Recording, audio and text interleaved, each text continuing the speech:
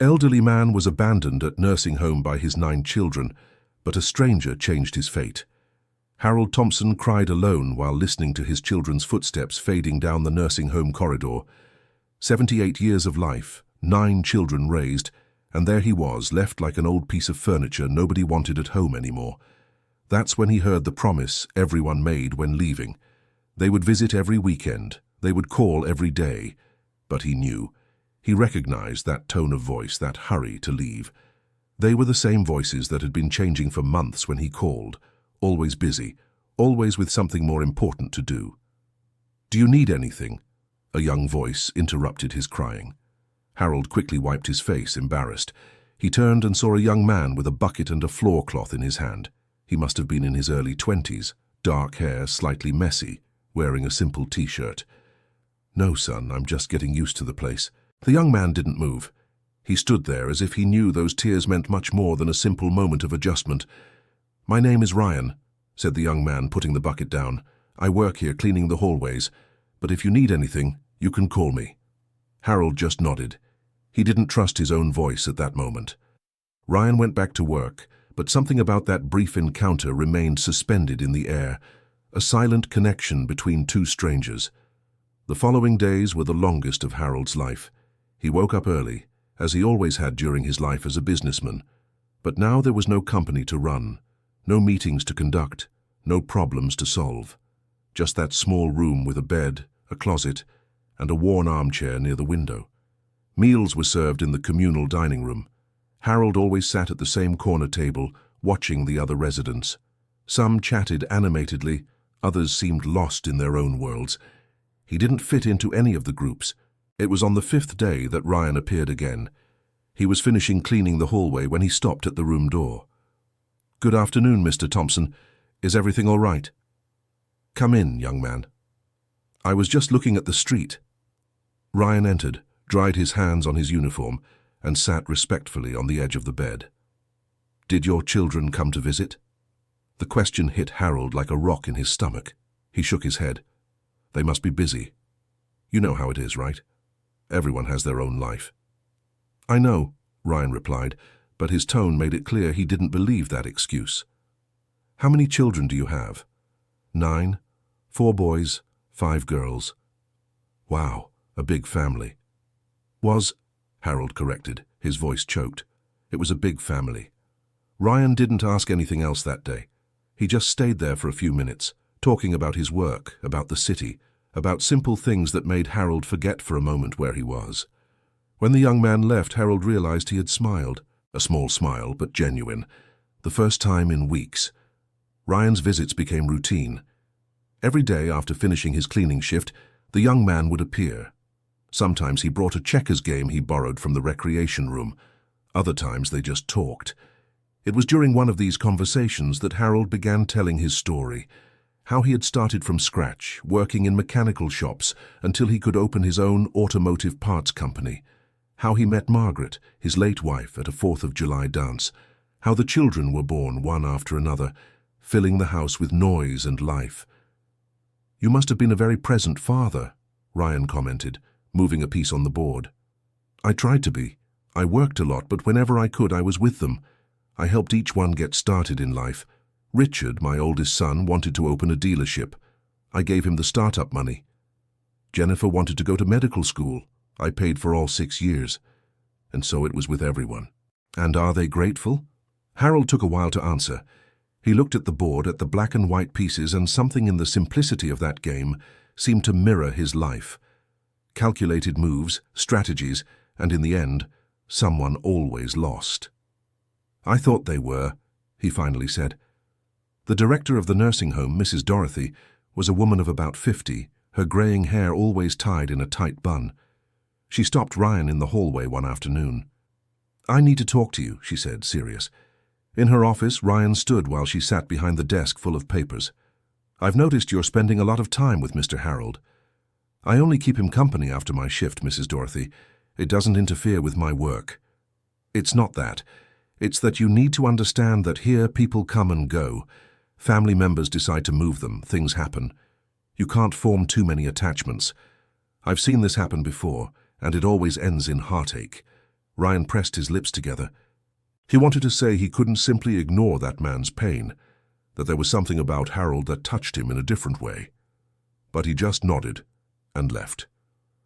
Dear listener, if you're enjoying the story, please take a moment to like and especially subscribe to the channel. It really helps us who are just starting out. Now continuing. That evening, Ryan brought some cheese biscuits his mother had made. Harold received them with shining eyes. "It's been so long since I've had homemade cheese biscuits," he said, taking a slow bite, savoring it. "Your mother cooks well." "She works at a bakery. Sometimes she brings things home." "And your father?" The question came out naturally, but Ryan took a while to answer. Harold noticed the hesitation. "I never knew my father," Ryan finally said. "My mother raised me alone. It must have been hard for her." It was. But she never complained. She always said I was the best thing that ever happened to her. Harold felt something tighten in his chest. That mother who raised her son alone, who worked hard, who never gave up.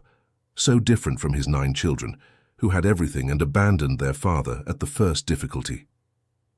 "You're a good young man, Ryan. Your mother is lucky." "Thank you, Mr. Harold." They stayed silent for a moment, eating the cheese biscuits, each lost in their own thoughts. It was on a Thursday afternoon, 3 weeks after Harold had been admitted, that everything started to fall apart for good. The old man was in his armchair when Ryan arrived earlier than usual, his face worried. "Mr. Harold, something happened." "What is it, son?" "I was cleaning the administration room, and I heard Mrs. Dorothy talking on the phone. It was with one of your daughters. She was saying that if the family doesn't pay the next monthly fees, you'll have to be transferred." Harold closed his eyes. He had imagined something like this could happen. The children had paid the first few months in advance, but he knew that wouldn't last. "Don't worry, Ryan, I have some money saved. I'll take care of it." But the truth was, he didn't. All the money he had saved over the years was in joint accounts with his children. They had insisted on it, saying it would be easier to help him when he needed it. Harold, trusting, agreed. Now he realized the mistake. That night, alone in his room, Harold recalled the last conversation he had with his children before being taken to the nursing home. They were all gathered in the living room of the house where he had lived for 40 years, the house he and Margaret had built together. "Dad, we need to talk about something serious," Richard, the oldest, had begun. "Go ahead, son. It's about those documents we found in the attic, when we were packing things for the move." Harold felt his blood run cold. He knew exactly which documents Richard was talking about. "What documents?" "Don't pretend you don't know, Dad," Jennifer, the second daughter, had said in a harsh voice. "The letters, the tests, everything." And then came the revelation he had kept for decades, the secret that Margaret took to the grave 2 years earlier. One of the 9 children wasn't biologically his. Harold never tried to find out which one. He never wanted to know. To him, they were all his children in the same way. But Margaret, in her final months of life, had confessed. A brief affair years ago during a moment of weakness in their marriage. She became pregnant, and Harold, who already had his suspicions, decided to forgive and raise the child as his own. The children found old letters, paternity tests that Margaret had kept, and confronted their father. "All these years you deceived us," Richard continued. "One of us isn't truly your son, and you never said anything." "Because you are all my children," Harold tried to explain. "Blood doesn't matter. I raised all of you with the same love." But they didn't want to listen. They were furious, feeling betrayed. The argument grew increasingly heated. Harsh words were spoken, accusations. Old resentments came to the surface. "You always had your favorites," Amanda, the middle daughter, shouted. "Now we know why." "I never had favorites," Harold retorted, his voice trembling. "I treated everyone equally." "Lies." Daniel, the third son, joined the argument. "You always helped Richard and Jennifer more. The rest of us had to struggle on our own." The accusations continued. Harold tried to defend himself, but it was 9 against 1. 9 furious voices, 9 people he loved, who now looked at him with anger and contempt. By the end of that terrible night, the decision was made. Their father needed to leave that house. He needed care, they said. A place where he could be well looked after. Harold knew the truth. They wanted him gone. They wanted to bury that secret and move on with their lives. And that's how he ended up in the nursing home, abandoned by his own children. Ryan noticed that Harold was different in the following days, quieter, more distant, until one afternoon, when they were alone, the old man broke down. "Ryan, I need to tell you something. A burden I've been carrying for far too long." And then Harold told him everything. About Margaret, about the affair, about the secret, about how he loved all his children equally, but they couldn't accept it. "The worst part," Harold said, his voice choked, "is that I don't know which one isn't biologically mine. Margaret never wanted to tell me. She said it was better that way, so I wouldn't treat anyone differently, and I respected that. But now they know this doubt exists and are using it to blame me for everything." Ryan listened in silence. When Harold finished, the young man was thoughtful for a long moment. "You know what I think, Mr. Harold? That you were the best father you could be. Being a father isn't about blood. It's about being present, about loving, about caring. You did all that. But they don't see it that way. Then the problem is with them, not with you." Harold looked at that young man in his 20s and wondered how someone so young could be so wise. Ryan had no father, but he understood what it meant to be a better one than the 9 children Harold had raised. Days turned into weeks. Harold grew accustomed to the routine of the nursing home, but what made everything bearable were Ryan's visits. The young man not only talked with him, but seemed genuinely interested in his life, his stories, his pains. It was during one of these conversations that Ryan noticed an old box under Harold's bed. "What's in there, Mr. Harold?" "Oh, just some things I brought from home. Old photos, documents. The children only let me bring one box." "Do you mind if I look?" Harold shook his head no. Ryan carefully opened the box. Inside were yellowed photos, old certificates, newspaper clippings about Harold's company. And at the bottom, envelopes with letters. "Are these the letters you mentioned?" Ryan asked, picking up one of the envelopes. "Yes. Margaret kept everything. I never had the courage to read them all, just enough to understand what happened." Ryan carefully opened one of the envelopes. The letter was from decades ago in Margaret's delicate handwriting. He read silently, his eyes scanning the words. Then he picked up another letter and another. "Mr. Harold," Ryan said, his voice changed, "you need to read these letters, all of them." "Why? I already know what they say." "No, you don't. Not completely." That night, Harold read all the letters, one by one, while Ryan stayed by his side. And what he discovered changed everything. Margaret didn't just confess the affair in the letters. She explained in detail. The man she had the brief relationship with was someone she met during a difficult time in their marriage, when Harold was traveling a lot for work and she felt alone. But the letters revealed something more. In one of them, dated 25 years ago, Margaret wrote that she had taken the paternity test again on her own in secret, and she discovered that the son in question was indeed Harold's. The previous test was wrong, possibly mixed up at the lab. But she decided never to tell Harold this, afraid of reopening old wounds. "All 9 are my biological children," Harold whispered, his hands trembling as he held the letter. "All of them." "Then why did she keep this secret?" "I think Margaret was afraid that I would never fully trust her again, and she kept it as a personal penance." "But now your children think one of them isn't yours." "Exactly, and they're blaming me for something that isn't even true." Ryan thought for a moment. "You need to show them this letter. You need to explain. They won't want to listen, Ryan. They've already made up their minds about me. Then we make them listen." But before they could plan anything, the situation worsened. Amanda, one of the daughters, showed up at the nursing home the next morning. Harold was in the common room when she entered, a folder of documents in her hand. "Dad, we need to settle some things," she said, without even a kiss or a hug. "Amanda, it's good to see you, daughter.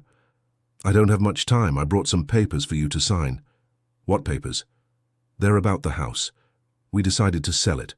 The money will help pay for the nursing home and be divided among all of us. It's only fair, since we've spent so much on you all these years.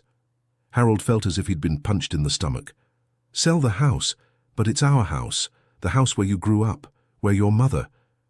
My mother is gone, Dad. And you don't need that house anymore. You're here now. Just sign it, please. Sign. I have a meeting soon. Harold looked at the papers.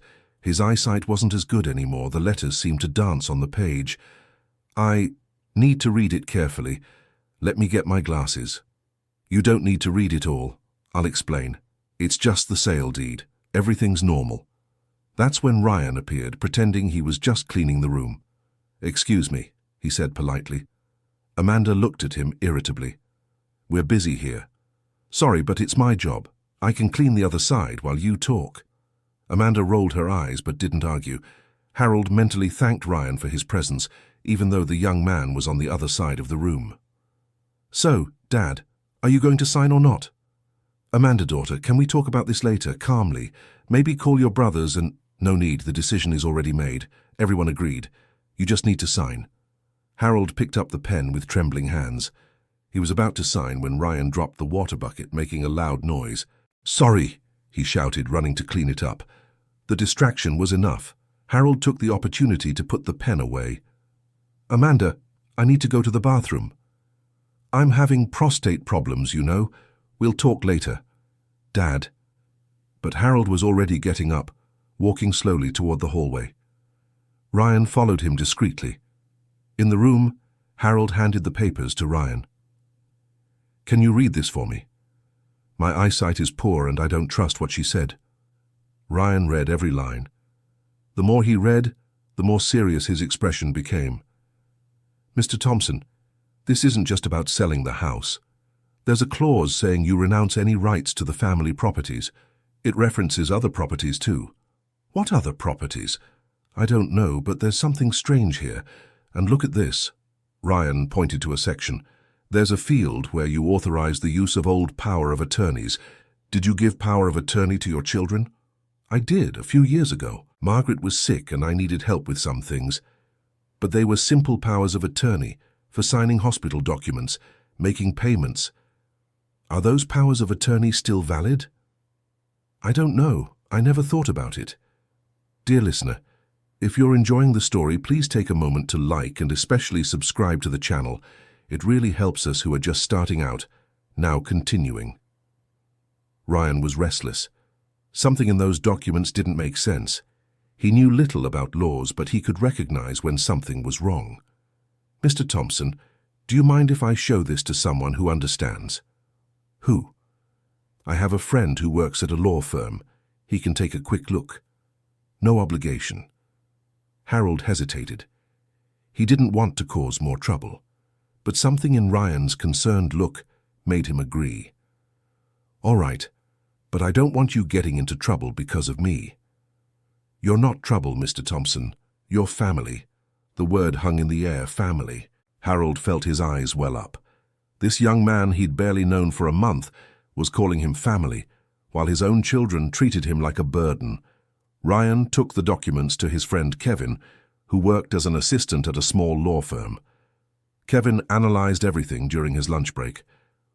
Dude, this is really strange, Kevin said, adjusting his glasses. These power of attorneys the old man gave are very broad. They can use them to do practically anything in his name. Like what?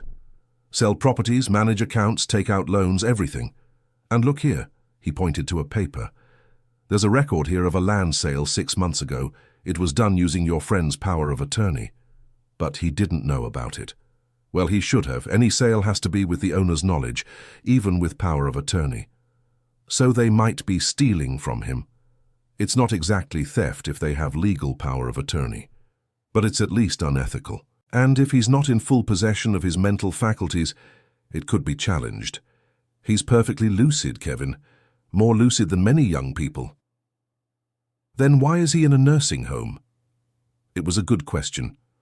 Ryan thought about it on his way back. Harold didn't have serious health problems. He walked by himself, ate well, held intelligent conversations. Why did his children put him in a nursing home? The answer, he realized, was simple and painful: to get him out of the way, so they could do what they wanted with his assets without interference. When Ryan told everything to Harold that night, the old man remained silent for a long time. Finally, he spoke. "I gave them everything. I worked my whole life so they wouldn't lack anything, and now they're doing this." "Not all of them, Mr. Thompson. There must be at least one child who doesn't know about any of this, or they all know and are pretending not to. We need to do something. What can I do? I'm an old man in a nursing home. I have no money, no power. Not even my own family respects me." Ryan sat down beside Harold on the bed. "You have something much more important than money or power. You have dignity and the truth. We're going to use that." But before they could plan anything, another crisis emerged. Mrs. Dorothy called Harold into her office 3 days later. "Mr. Harold, we need to talk about your financial situation." "What about it?" "Your children stopped paying 3 months ago. We've been using the initial deposit, but it's running out. If there's no payment by the end of the month, I'll need to transfer you to another unit." "What other unit?" Mrs. Dorothy avoided his gaze. "A more affordable unit, partnered with the city, for people without means." Harold knew what that meant. He had heard other residents talking. The partnered units were overcrowded with little staff, no comfort at all, places where people went to wait for the end. "I'll resolve this, Mrs. Dorothy." "I hope so, Mr. Harold. You're a good resident. It would be a shame to see you go." When Harold returned to the room, Ryan was already waiting. "I heard about the conversation. I'm going to help." "How, son? You barely have money for yourself." "I have savings. It's not much, but it'll be enough to pay for at least 1 month." "I can't accept that." "Yes, you can. And you will accept it, because that's what family does." Harold wanted to argue, but he knew it would be useless. Ryan had that gentle stubbornness that didn't take no for an answer. With Ryan's money, Harold gained 1 more month of time, but that was just delaying the inevitable. They needed a real solution. That's when Ryan had an idea. "Mr. Harold, you told me you helped many people when you had the company, right?" "Yes, I gave jobs to hundreds of people. I helped some start their own businesses." "Can you make a list of those people?" "For what?" "Because maybe they can help you now, at least testify about the kind of person you are." Harold spent the next few days remembering. Names, faces, stories. He wrote down everything he could recall. There were dozens of people he had helped over the years. Ryan started looking for these people. Some were no longer in town, others had passed away. But some were still around. The problem was that when Ryan mentioned Harold Thompson, many pretended not to remember. "What do you mean you don't remember?" Ryan asked a former employee. "He gave you a job when you needed it most." "Look, young man, that was a long time ago. I don't get involved in family matters. If his children decided to put him in a nursing home, there must be a reason." It was always the same answer. People were afraid to get involved or simply didn't care. They just received Harold's help when they needed it and moved on. Ryan came back discouraged. "No one wants to help. Everyone has an excuse." "I can't blame them," Harold said. "People only remember what they want to remember. But there's one person I think will want to help. Do you know Mayor Michael Reynolds?" "Reynolds? I know him. He worked at my company many years ago. He was a young man, full of ideas. I gave him the chance to prove his worth. When he left to enter politics, I even helped financially with his first campaign. Then he must remember you." Politicians have short memories, Ryan. But Ryan didn't give up. He managed to schedule a meeting with one of the mayor's aides. He brought documents, old photos, everything that could prove the connection between Harold and Michael Reynolds. The aide listened politely and promised to take the case to the mayor. Ryan left with a small hope, but it was better than nothing. Meanwhile, the situation at the nursing home worsened. Other residents began to notice that Harold was sad. Mrs. Betty, an 80-year-old lady who lived in the next room, started keeping him company too. "I know what it's like to be cast aside by family," she said one afternoon, while they were having tea in the nursing home garden. "My children also disappeared after they brought me here. And how do you deal with that? I've learned that family isn't who shares your blood, but who holds you in their heart. That boy Ryan, he holds you in his heart. That's worth more than 9 ungrateful children." Harold smiled. Mrs. Betty was right. Ryan showed up every day. even when he was tired from work. He brought small gifts, homemade food, but mostly he brought his presence, something none of his 9 children had given in the past weeks. Harold's birthday was approaching. 79 years. He didn't tell anyone, but Ryan found out by looking at the file in the administration. "Why didn't you tell me it's your birthday?" "What for? There's nothing to celebrate." "Of course there is. Every year of life is a victory." Ryan organized a small party. He asked his mother to make a cake. He invited some residents. He bought soda and snacks with the money he had. On the birthday, Harold entered the common room and found everything decorated. There were balloons, a handmade poster, and about 15 people waiting. Mrs. Betty, other residents, some staff, and Ryan with a huge smile on his face. "Happy birthday, Mr. Harold." Harold couldn't hold back his tears. None of his 9 children had called. None remembered. But that group of strangers, people he barely knew for a few months, was there to celebrate his life.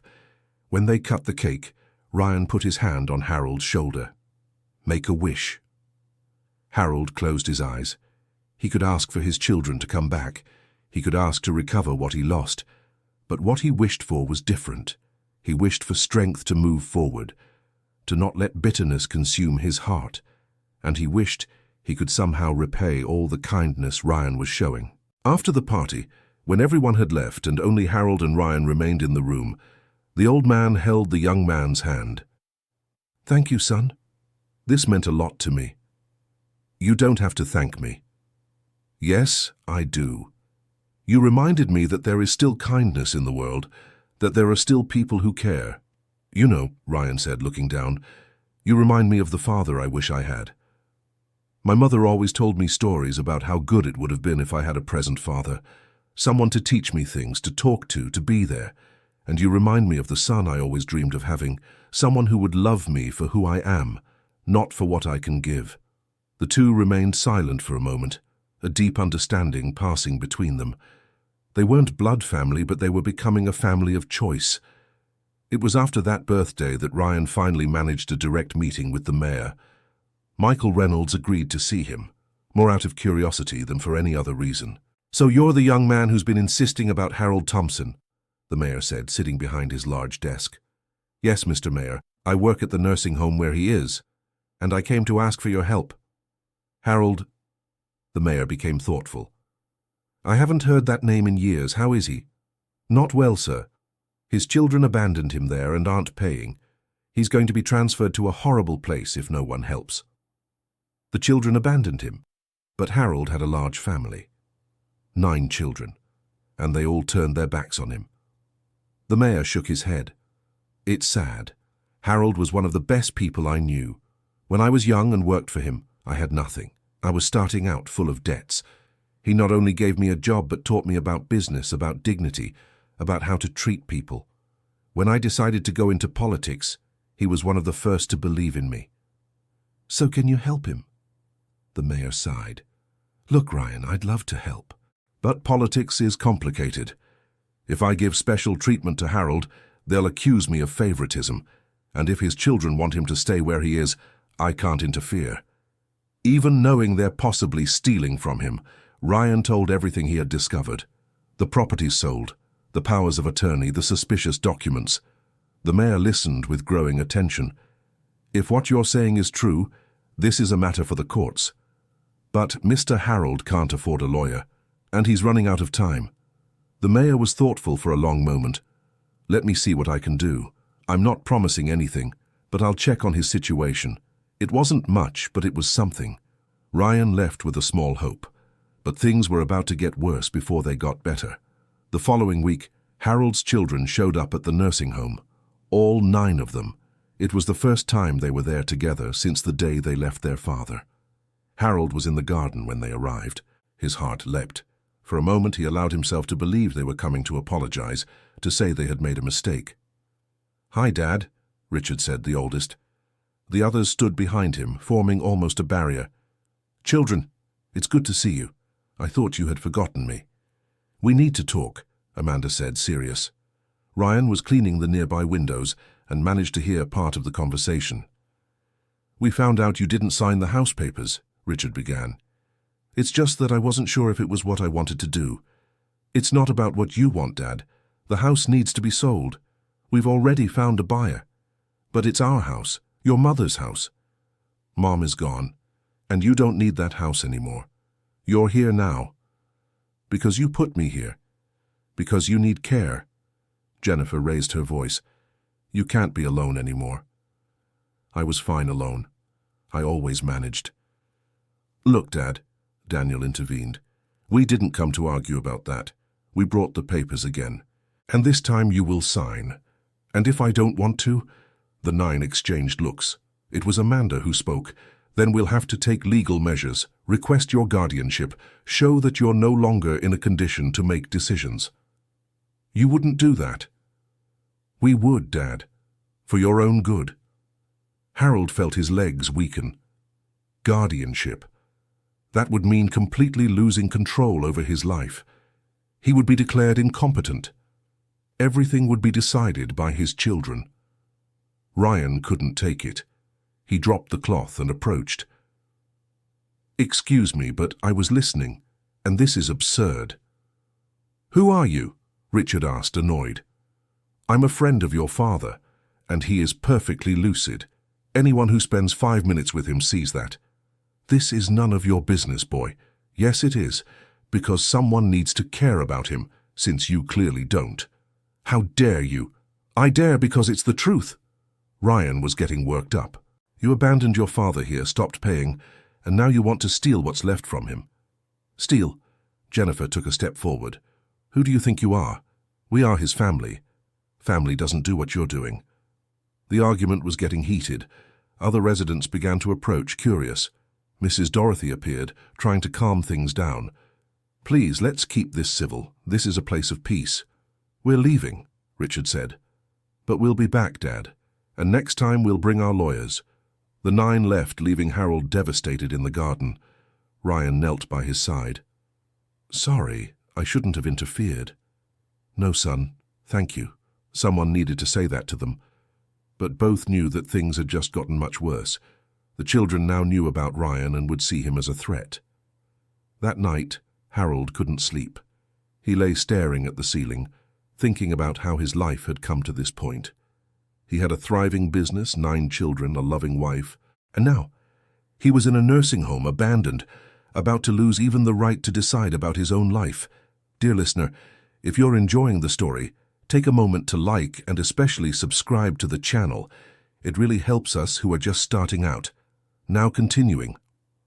Ryan also didn't sleep well. He was worried about what Harold's children might do. The next morning, he went to look for his friend, Kevin, again. Can they really have him declared incompetent? They can try, but they'd need to prove he's not mentally fit, and from what you've told me, he's perfectly lucid. But they have money. They can pay for expensive lawyers, doctors who'll say what they want. It's possible, but we can fight this. We just need proof that he's okay. What kind of proof? Witnesses, people who live with him and can vouch for his lucidity, impartial doctors, documents showing he's making rational decisions. Ryan spent the following days organizing everything. He spoke with Mrs. Betty and other residents, asking them to testify about Harold. He talked to the head nurse, who confirmed Harold had no cognitive problems. He gathered all the letters Harold had written, showing his ability to express himself clearly. But there was a bigger problem. Mrs. Dorothy called Ryan into her office. I need to tell you something. Mr. Harold's children stopped paying 3 months ago, as you know. But it wasn't an oversight. It was intentional. What do you mean? They called me yesterday. They said they want their father transferred to the municipal unit as soon as possible, that there he'll receive care appropriate to his condition. But he has no condition. I know, but they're his legal family, and they're making this decision. When would the transfer be? End of the month, in 2 weeks. Ryan felt desperation tighten his chest. 2 weeks. That's all they had. He told Harold everything that afternoon. The old man received the news with resignation. Maybe it's better this way. At least I'll stop being a burden to you. You're no burden at all, and we're not going to let this happen. How are we going to stop it, Ryan? There are 9 of them. They have money, lawyers, and I only have you. Sometimes one is enough. Ryan was determined.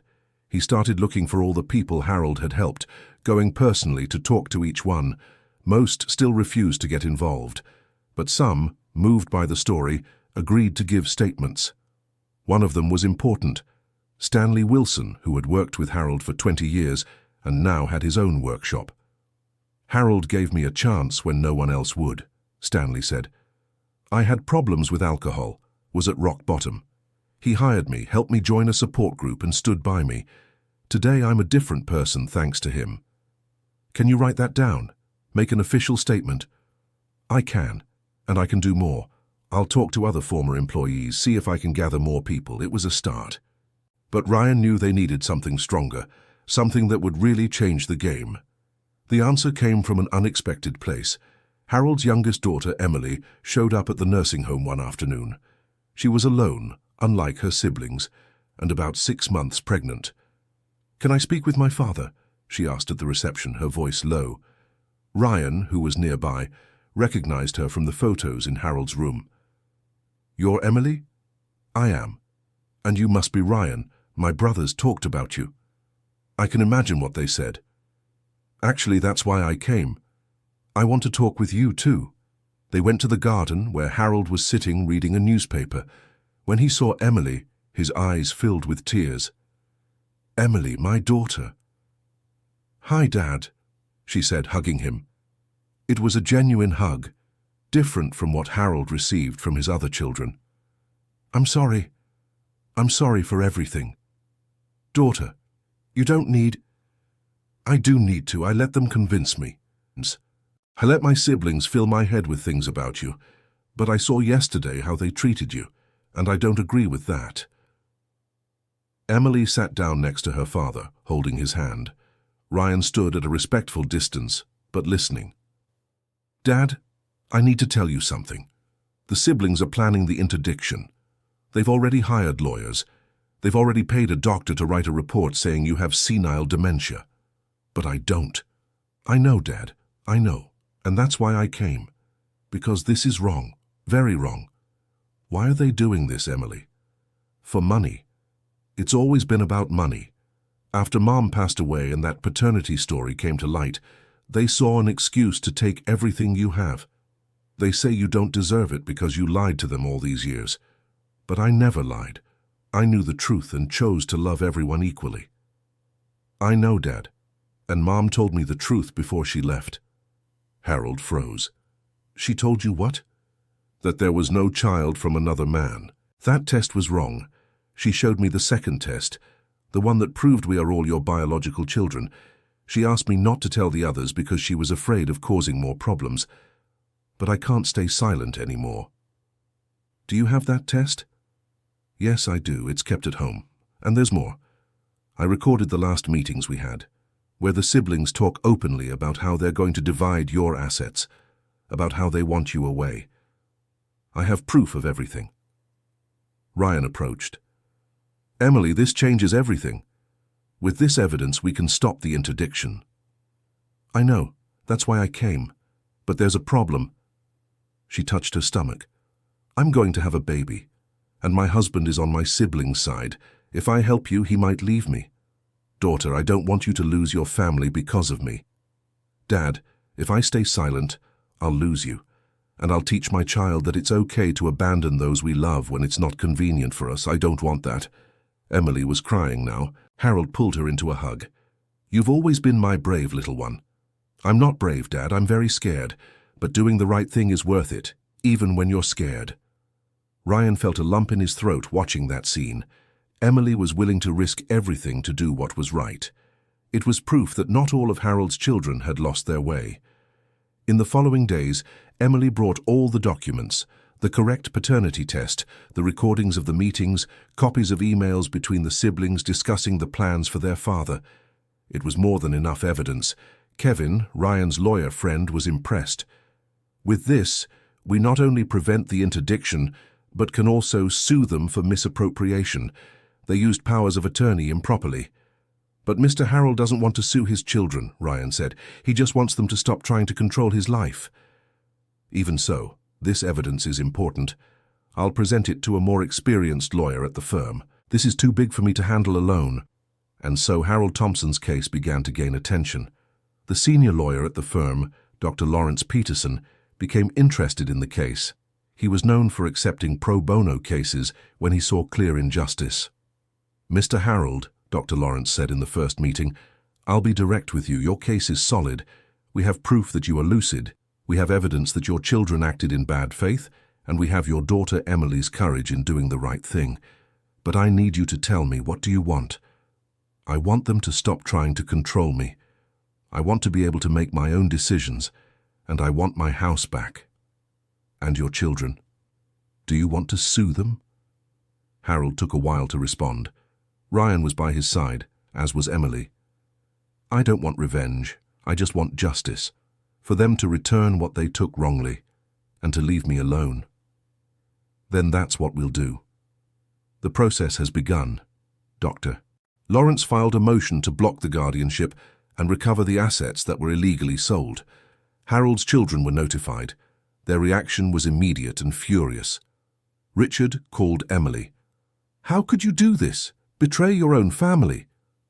"I didn't betray anyone. You're the ones who betrayed our father. We're protecting our rights. Rights. You have no right to steal from and abandon our father. Emily, if you don't back down, you're out of the family, and forget any inheritance. Keep the inheritance. I choose to have a clear conscience." Emily hung up, shaking. Her husband, who had overheard the conversation, was angry. "Do you realize what you've done? We were counting on that inheritance. Now your brothers will cut you off completely." "Jason, my father doesn't deserve what they're doing to him." "Your father is old, Emily. He's lived his life. We have a child on the way. It's our turn to think about ourselves." "And what example will we set for our son? That it's okay to abandon your parents when they get old?" The argument escalated. It ended with Jason packing his bags and leaving the house. Emily was left alone, crying on the couch, one hand on her belly. Ryan and Harold found out the next day. Emily showed up at the nursing home with puffy eyes. "Dad, Jason left me." Harold hugged his daughter, his heart broken. "I'm sorry, honey. This is my fault." "No, it's not, Dad. It's his. He showed who he really is. Someone who's only with me as long as there's money involved." "But you're pregnant. You can't be alone." "I won't be alone. I have you." Ryan, who was watching the scene, offered, "Emily, my mother has a spare room at home. You can stay with us until things settle down." "I can't accept. I barely know you." "And yet we care more about you than your own family," Ryan said with a gentle smile. "Family isn't about blood. It's about who stays when things get tough." Emily accepted. She went to live temporarily with Ryan and his mother, Karen. The house was simple but welcoming. Karen, a 50-year-old woman with kind eyes, welcomed Emily with open arms. "Any friend of my son and your Harold is welcome here." Emily started helping with household chores, cooking, cleaning. It was different from the life she had with Jason, where they had a maid for everything. But there was something liberating about working with her own hands, about being part of something real. During meals, Karen told stories about when Ryan was little, how hard it was to raise a child alone, working 2 jobs, but how every sacrifice was worth it. "Your son is special, Mrs. Karen," Emily said one evening. "I know. He's always been sensitive to others' pain. When he was little, he'd bring home every stray dog, every little friend who was having a hard time. I'm proud of the man he's become." Emily looked at Ryan, who was in the kitchen washing dishes, and thought about the contrast with her brothers. They had everything and became selfish people. Ryan had nothing and was generous with the little he had. The legal process was moving forward. Dr. Lawrence obtained a court order blocking any new attempts to sell Harold's properties. He also managed to postpone the guardianship hearing until all the evidence was presented. Harold's children hired an expensive lawyer, Dr. Douglas Bennett, known for winning difficult cases with aggressive tactics. In the first preliminary hearing, Dr. Bennett tried to discredit Emily. "Your Honor, the witness is my client's sister and is clearly being manipulated by outside interests. She's living with this young man, Ryan, who is clearly trying to take advantage of the situation to gain access to Mr. Harold's fortune." "Objection." Dr. Lawrence stood up. "My client has no fortune." Everything he had was systematically stolen by his children, using fraudulent powers of attorney. Fraudulent. The powers of attorney were legal. Legal, but used illegally, and we have proof of that. The judge, Dr. Barbara Wilson, pounded the gavel. I will review all the evidence before making any decision. This hearing is adjourned for 30 days. Those were 30 tense days. Harold Thompson's children intensified the pressure on Emily. Daily calls, veiled threats, attempts to make her give up. Jason showed up a few times trying to convince her to come back, but always on the condition that she abandon her father. Emily resisted everything. She was stronger now, surrounded by people who truly cared. Karen treated her like a daughter, Ryan like a sister, and her father, even in the nursing home, was her rock. Harold, in turn, was facing his own battles. The nursing home administration was pushing for his transfer. Mrs. Dorothy had her hands tied. The children were the legal guardians and demanded the move. I'm sorry, Mr. Harold, but if they don't pay and insist on the transfer, I can't do anything. I understand, Mrs. Dorothy. It's not your fault. I'll try to delay it as much as possible, at least until the lawsuit is resolved. But the deadline was running out. The transfer was scheduled for a week later, when a twist changed everything. Mayor Michael Reynolds had been uneasy since his conversation with Ryan. He discreetly ordered an investigation into Harold's case. When he saw the evidence, he was shocked. He personally called Harold. Harold, it's Michael. Michael Reynolds. I don't know if you remember me. Michael, of course I remember. How are you, young man? Well, but it could be better. I heard what your children are doing. It's terrible. That's life, Michael. Sometimes the people we love let us down. Look, I can't get officially involved in the lawsuit.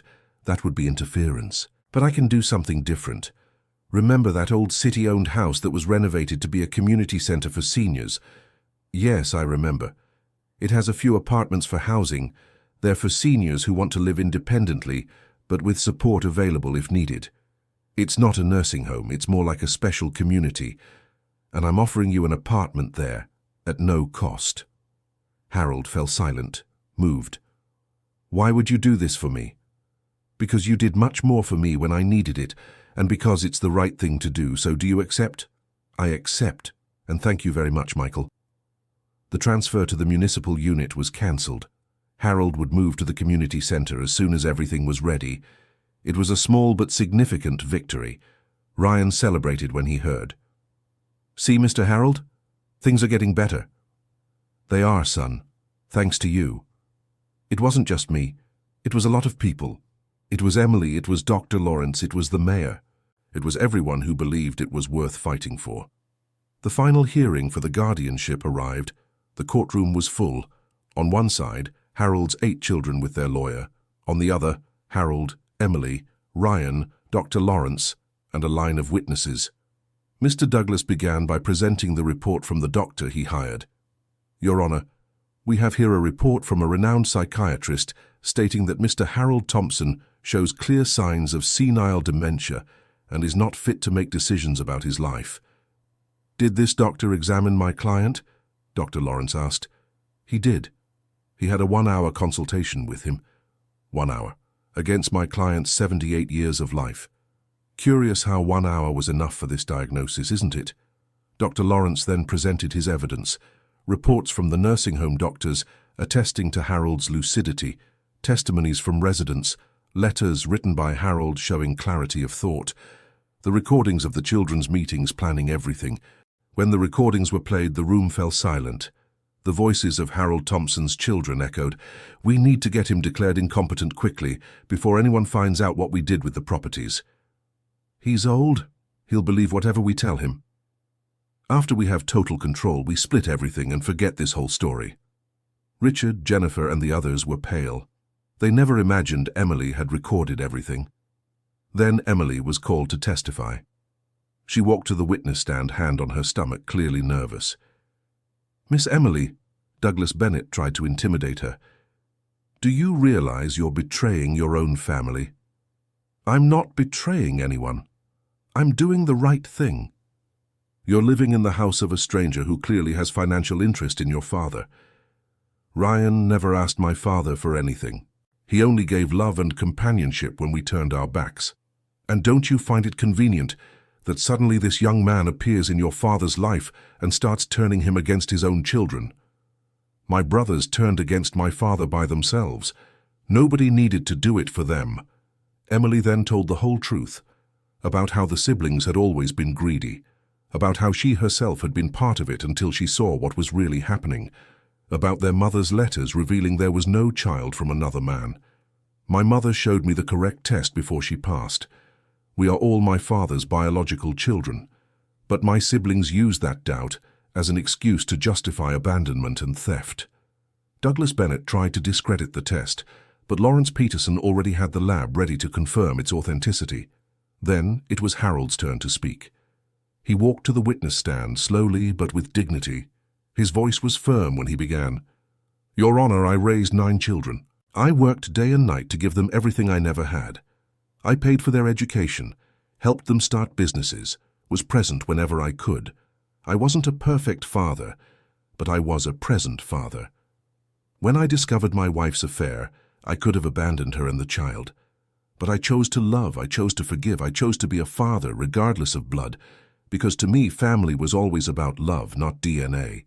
Now, my children accuse me of deceiving them, but the only deception was theirs in thinking my love was conditional, that I only loved them because they were my blood. That's not true. I would love them anyway. And as for this young man, Ryan, whom my children accuse of manipulating me," Harold looked at Ryan in the gallery, "he has shown me more love in 2 months than my children have in 2 years. He doesn't want my money. He doesn't want my estate. He only wants my company, and that's worth more than any inheritance." There were tears in many people's eyes in the room. Even the judge seemed moved. "As for my mental capacity, I know exactly what's happening. I know my children sold my properties without my consent. I know they stopped paying the nursing home to force me into a worse place. I know they want to have me declared incompetent to gain total control. And I know all of this is out of greed, not love. So, Your Honor, I ask that you don't allow this incompetency ruling. I'm old, but I'm not crazy. I'm hurt, but I'm not incapable. And I still have the right to live my life with dignity." When Harold finished, the silence in the room was absolute. Douglas Bennett had nothing to say. How could he rebut that? The judge called for a recess. When she returned, her decision was clear. "After analyzing all evidence and hearing the testimonies, I see no reason to declare Mr. Harold Thompson incompetent. He is in full possession of his mental faculties. The incompetency petition is denied. Furthermore, I order an investigation into the improper use of powers of attorney. Properties sold without Mr. Harold Thompson's explicit consent must be returned or financially compensated. And I rule that any new power of attorney can only be used with prior judicial authorization. Mr. Harold is free to make his own decisions. It was a complete victory. Harold's children left the courtroom defeated and furious. Emily, Ryan, and Harold walked out embracing each other, relieved and hopeful. In the following months, much changed. The process of recovering the illegally sold assets progressed. The children were forced to return properties or pay fair value for them. Harold recovered a small farm on the outskirts of town and the original family home. He decided not to return to the house. There were too many memories there, both good and bad. Instead, he rented the property and used the money to keep himself comfortable at the community center. Emily had her baby, a beautiful girl she named Margaret after her grandmother. Jason tried to come back when he learned of the birth, but Emily was firm. "You left me when I needed you most. Don't come back now, just because things have settled." "But she's my daughter." "Yes, and you can see her, be her father. But you and I have nothing anymore. You showed who you really are." Jason became an absent father, seeing his daughter occasionally. Emily became a single mother, but she was never alone. She had her father, she had Ryan and Karen, she had a chosen family that was stronger than any blood tie. Of the 8 children who had conspired against Harold, only one genuinely regretted it. Brian, the youngest, sought out his father 3 months after the trial. "Dad, I don't know what to say." "Then say nothing, son. Just sit here with me." They stayed silent for a while, sitting on the bench in the community center garden. Finally, Brian spoke. "I let myself get carried away. The others were so convinced that you had lied, that you didn't deserve our respect. And I believed it. Why? Because it was easier. Easier to blame you than to accept that maybe we were ungrateful. Easier to take what was left than to recognize everything you gave. And now? Now I want to fix it. If you let me. Not for the money or the inheritance. Just because I realized I almost lost my father, and I don't know how much time we have left." Harold looked at his youngest son. He saw sincerity in his eyes. "We all make mistakes, Brian. What matters is what we do afterward." Brian began visiting his father regularly. At first it was awkward, tense, but little by little they rebuilt the relationship. Harold did not forget what happened, but he chose to forgive. The other 7 children never sought out their father. They went on with their lives, now financially poorer, but apparently without remorse. Harold accepted that some bonds could not be repaired. Ryan continued his life, but now with a larger family. Harold was like a grandfather to him, Emily like a sister, little Margaret like a niece. Karen treated everyone as family. One day, 6 months after the trial, Ryan was visiting Harold when the old man said, "Son, there's something I need to tell you." "What is it, Mr. Harold?" "Your mother told me the truth. About the 2 of you."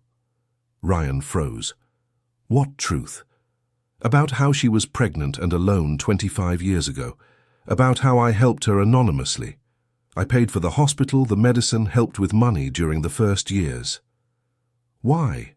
Why did you never tell me?" "Because Karen asked me not to. She was proud. She didn't want you to know you were helped.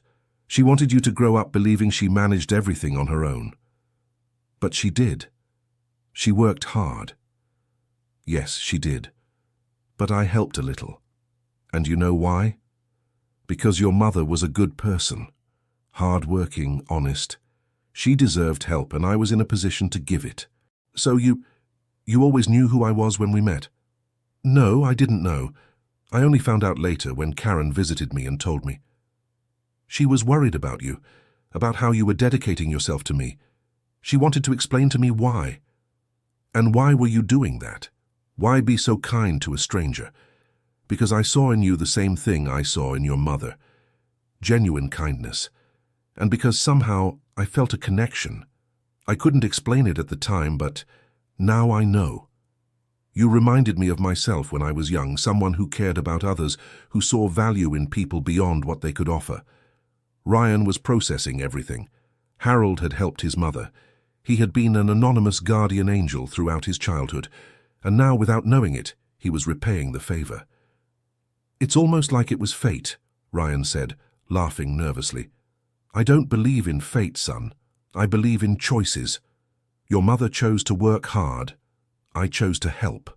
You chose to care for an old man alone in a nursing home, and all those choices brought us here. What do we do now? Now we live. We make the most of the time we have. We build the family we chose, and that's exactly what they did. Harold, who had lost 9 children, gained a new and true family. Ryan, who never had a father, gained a father figure. Emily, who was rejected by her siblings, gained real siblings in Ryan and Karen. Little Margaret would grow up surrounded by love. Harold used the small farm he recovered to create something special. With Ryan's help and some volunteers, he turned the place into a gathering space for the elderly and young people, a place where older people who felt lonely could find companionship with young people wanting to make a difference. They called it Heart's Grandparents. The idea was simple: connect generations. Give the elderly the respect and attention they deserved. Give the young the wisdom and care that was often missing at home. The project grew. It started with half a dozen people, and within a year had over 50 elderly registered and 70 young volunteers. They went on outings together, played games, had conversations. They celebrated birthdays, special dates. They created real bonds. Mrs. Betty from the nursing home was one of the first to join. Stanley Wilson also participated, bringing his wife. Even Mayor Michael Reynolds would go from time to time, helping as he could. It was at one of these gatherings a year after the trial that something special happened. Harold was in the farm's garden, watching the elderly and young people talking, laughing, living. Ryan approached with Emily and little Margaret in his arms. "Mr. Harold, can I ask you something?" "Of course, son." "Emily and I talked, and we would like to know if you would accept being Margaret's official grandfather, not just in heart, but also on paper." "What do you mean?" "We want you to be her grandfather in the documents, to be an official part of our family." Harold felt his eyes well up. "But I'm already part of your family." "Yes, but we want it to be official, so everyone knows, so Margaret grows up knowing you're her real grandfather." Emily stepped closer. "Dad, you always said family isn't about blood, it's about love. So we want to make this love official, make you a legal part of our family." Harold couldn't answer. He just nodded, tears streaming down his face. Ryan hugged him, followed by Emily. Little Margaret, not understanding what was happening, gave a little laugh and touched Harold's face with her small hand. "Grandpa," she said, one of the first words she learned. In that moment, surrounded by the people he chose to love and who chose to love him back, Harold understood something fundamental. He had lost 9 children, but gained much more in return. He gained purpose, community, true love. They weren't the children he planned to have, but they were the children he needed, the family he deserved. The following years were the happiest of Harold's life. He saw Margaret grow up, take her first steps in the farm's garden. He was there when she spoke her first complete sentences. He was there for every birthday, every small achievement. He watched Ryan enter social work college, choosing a career dedicated to helping others. He was there at the graduation, applauding alongside Karen, proud as any father would be. He saw Emily rebuild herself, becoming stronger. She returned to studying, took a pedagogy course. She started working at a school, teaching children. She found purpose in shaping new generations with the values she had learned. Family is a choice, kindness is strength, forgiveness is freedom. Brian continued his journey of redemption. He and his father didn't have the same closeness that Harold had with Ryan and Emily, but there was respect and love. Brian sometimes brought his children to meet their grandfather, and Harold treated everyone with the same affection. The other 7 children moved on with their lives. Harold sometimes thought about them, wondered if they were happy, if they had found peace. But there was no more room for resentment in his heart. He had chosen to forgive, even if from afar. The Heart's Grandparents Project became a reference. Other nursing homes and community centers began replicating the model. Reports were made, awards were given. But for Harold, the greatest award was seeing people's faces light up when they found connection. He saw elderly women who hadn't spoken to anyone for months opening up to young volunteers. He saw angry young men finding direction in the wise words of seniors. He saw families being formed where there was only loneliness before. And in each of these stories, he saw a little of his own story. The pain of abandonment transformed into purpose. The hurt transformed into mission. On a special day, 5 years after that fateful day when he was left at the nursing home, Harold organized a big event at the small farm. He gathered all the project participants, their families, friends. In the center of the garden, there was a tree that he and Ryan planted in the first year. Now it was big, strong, full of leaves. Around it, plaques with names of everyone who had been part of the journey. Harold asked to speak. Everyone gathered. 5 years ago, I was in the darkest place of my life, abandoned, betrayed, without hope. I thought my life was over, that I had nothing left to offer, nothing left to live for. But then a young man with a bucket of water and a huge heart decided I was worth it, decided my pain mattered. And with that simple decision, everything changed. I learned that it's never too late to start over. That family isn't destiny, it's a choice. That pain can be transformed into purpose. And that sometimes losing everything is the only way to find what truly matters. So I thank Ryan for seeing me when I was invisible, Emily for having the courage to do what's right, Karen for adopting me as family, little Margaret for giving me a reason to wake up every day wanting to be better. I thank each one of you here who embarked on this crazy journey of connecting hearts. You are proof that the world still has kindness, still has hope. And I even thank my children who abandoned me, because without that pain, without that despair, I would never have found you. I would never have discovered how much love exists when we open ourselves to receive it. There weren't any dry eyes in the garden. Ryan was hugging his mother. Emily was holding Margaret, teaching her daughter what true family means. Brian was there with his family, not completely reconciled, but enough. Mrs. Betty, now 85 years old, raised a glass. Let's toast to Harold, the man who turned abandonment into shelter, pain into giving, and loneliness into community. Everyone toasted, laughing, crying, celebrating. That night, when everyone had left, Harold stayed alone in the garden for a moment. He looked at the stars, at that tree he and Ryan had planted, at that place born from so much pain. "Thank you," he whispered, not knowing exactly to whom. To the universe, to destiny, to any force that had guided Ryan to him that day. Thank you for not letting him give up, for showing that it was worth continuing, for proving that the end is sometimes just the beginning of something better. He was 79 years old when he was abandoned at the nursing home. Now, at 84, he was more alive than ever. He had a real family, he had purpose, he had love. And as he walked back home, where Ryan was waiting for him for dinner, where Emily was preparing his favorite dish, where Margaret was already asleep but would wake up the next day asking Grandpa to tell stories, Harold smiled. He smiled because he finally understood. Life doesn't end when we are abandoned. Sometimes that's exactly where it truly begins. End of story. So, what did you think of this story? Harold managed to turn the pain of abandonment into something beautiful, thanks to a stranger who became family. Tell us what you felt and whether you believe family is really about love and choice. Leave your honest comment, give your like, and subscribe to the channel for more heart-touching stories. Your companionship means a lot to us.